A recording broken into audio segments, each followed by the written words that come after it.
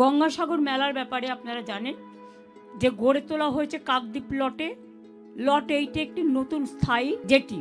মুড়িগঙ্গার ওপর দিয়ে লাইন টেনে সাগরে পৌঁছে দেওয়া হয়েছে নিরবিচ্ছিন্ন বিদ্যুৎ পরিষেবা। আইন শৃঙ্খলা রক্ষা করার জন্য সুন্দরবন পুলিশ জেলা, নতুন গঙ্গাসাগর কোস্টাল থানা এবং কাকদ্বীপে নতুন হারুড পয়েন্টে কোস্টাল থানা চালু করা হয়েছে। গঙ্গাসাগরে 3টি স্থায়ী হেলিপ্যাড এবং সুলভ মূল্যে কলকাতা গঙ্গাসাগর হেলিকপ্টার পরিষেবা। এছাড়াও দরকারে কোনো অসুস্থ মানুষকে এয়ার অ্যাম্বুলেন্স পরিষেবাও গঙ্গাসাগরের মেলার জন্য দেওয়া হবে।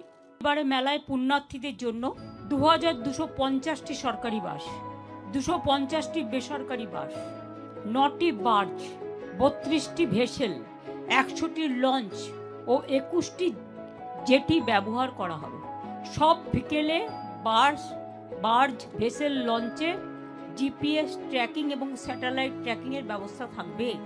মুড়িগঙ্গায় কুয়াশার কারণে অনেক সময় বার্জ ভেসেল চলতে অসুবিধে হয়, তাই ফ্লাড লাইটের, যেহেতু এটা শীতকাল, ফগ লাইটের ব্যবস্থাও করা হয়েছে। বিদ্যুতের যে টাওয়ারগুলো আছে সেগুলোকেও ইলুমিনেট করে দেওয়া হয়েছে কোনো অ্যাক্সিডেন্ট যাতে না হয় এবং বাই চান্স কিছু হয়ে গেলে সঙ্গে সঙ্গে সাহায্য করবার জন্য 2500 সিভিল ডিফেন্স ও অন্যান্য ভলেন্টিয়ার নিয়োগ করা হচ্ছে।